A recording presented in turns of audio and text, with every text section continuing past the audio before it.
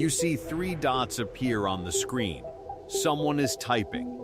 You watch the little bubble pulse like a small breath. In, out, then, without warning, it disappears. No message, no explanation. Just the empty space where a reply almost was. You keep staring at the same screen as if watching hard enough could bring the words back. Nothing changes. You lock your phone, then unlock it again 10 seconds later, as if the app might have quietly finished the sentence for you while you weren't looking. It hasn't. This is such a small moment. Nobody would ever describe it as painful. And yet something in your chest tightens in a way that feels oddly specific, almost personal, as if you were owed something and it was taken back at the last second.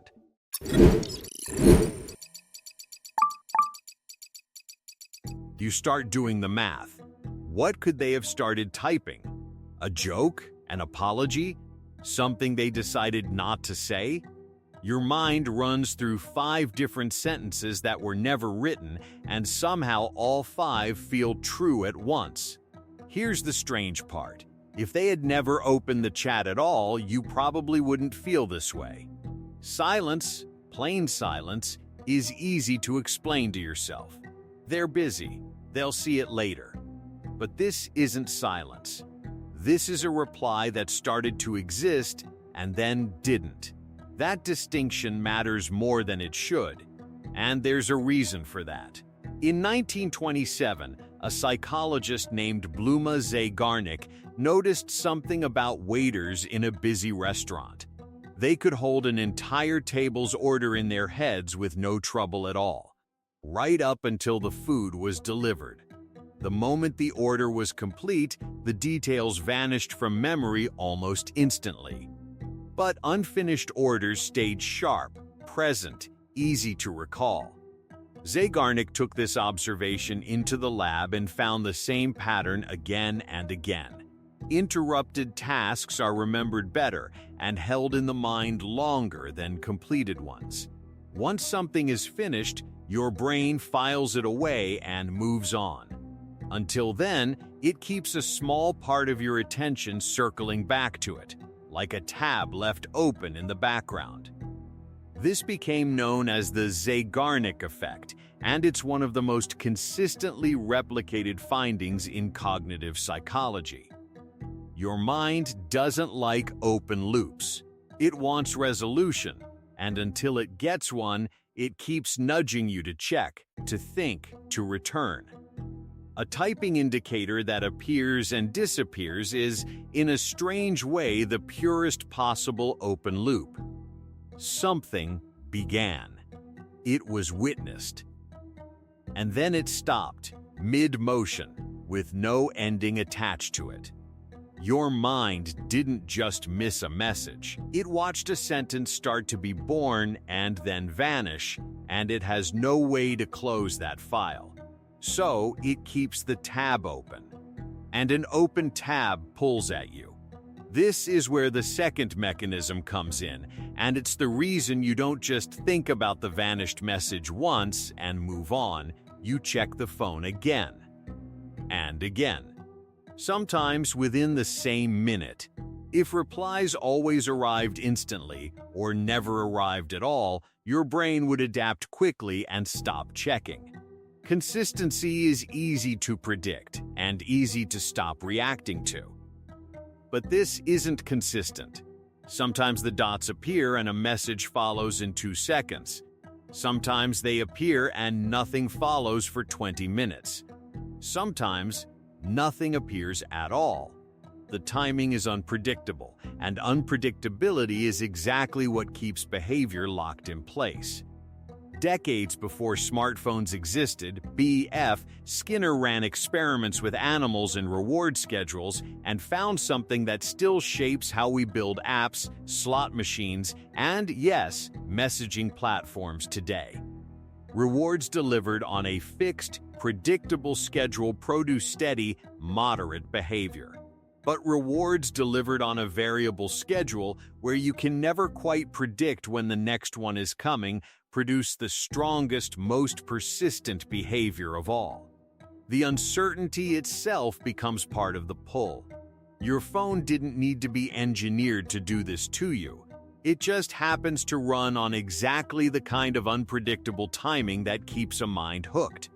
One conversation ends quickly. The next one doesn't. Your brain can't tell in advance which kind this will be, so it keeps checking just in case this is the one that resolves fast. Put those two things together, the open loop and the unpredictable timing, and you get something that feels much bigger than it should. A pulsing dot that disappeared. A blank screen that hasn't changed since you last looked at it 4 seconds ago. Think about how differently you'd feel if the app simply told you the truth. They started a message and deleted it. That sentence would sting for a moment, and then it would close. You'd have an answer, even an unflattering one, and answers are something the mind can file away. But the interface doesn't give you that. It gives you evidence that something happened, and then withholds the meaning of it over and over for as long as you keep the chat open. You're not being told a story. You're being shown the first few words of one and asked to write the rest yourself, alone with whatever fear or hope happens to be closest at hand that day. This is also why the same vanished dots can mean completely different things depending on who sent them. If it's a person you're falling for, the blank space fills with romantic possibility or dread that you said the wrong thing. If it's a boss who might be deciding your future at the company, the same blank space fills with professional anxiety. If it's a friend you haven't spoken to in months, it might fill with the quiet hope that the silence between you is finally ending.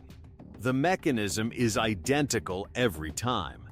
What changes is only the story your mind reaches for to fill the gap, and it always reaches for whatever story matters most to you in that moment. And here's the part that might be hard to sit with. Checking doesn't actually help. Refreshing the screen doesn't move the conversation forward. Locking and unlocking your phone doesn't make the other person type faster.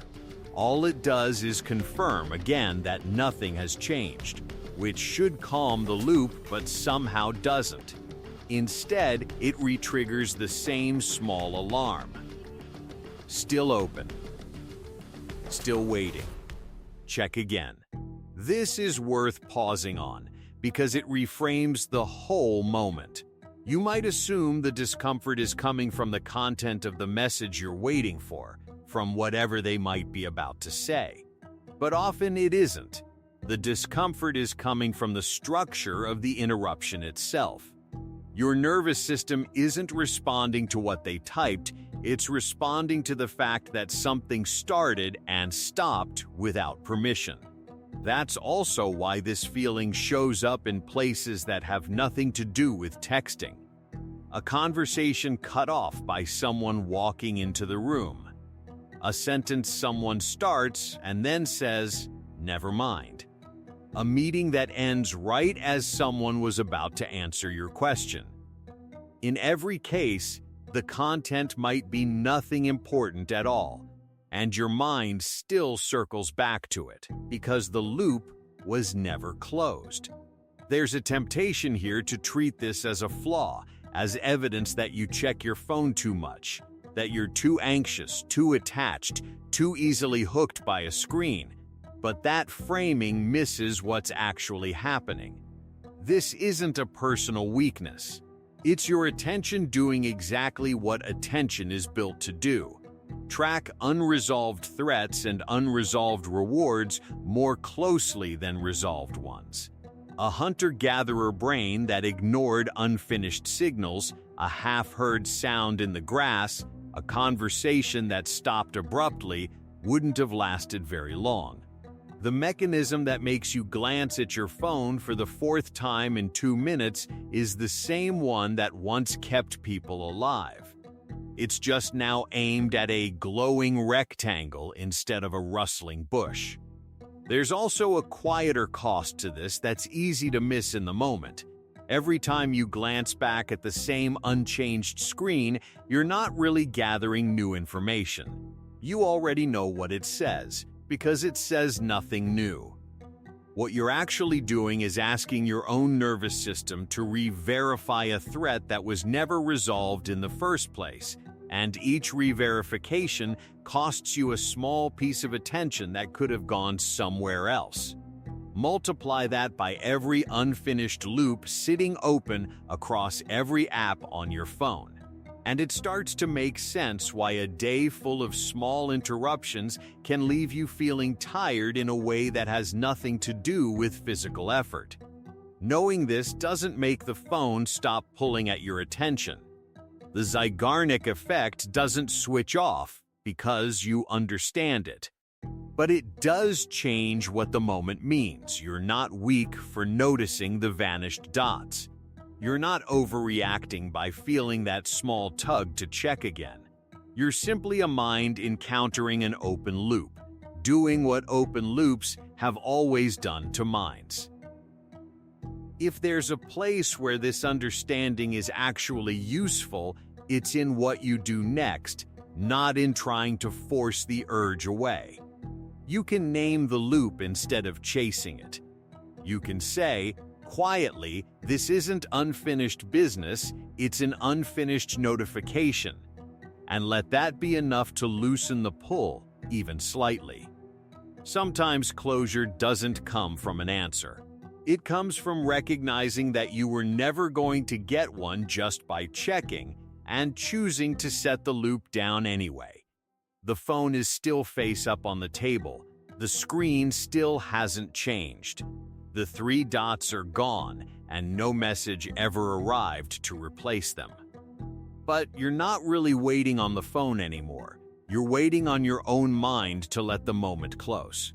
And it will, eventually, the same way it always does, once something else, anything else, gives it a new place to rest.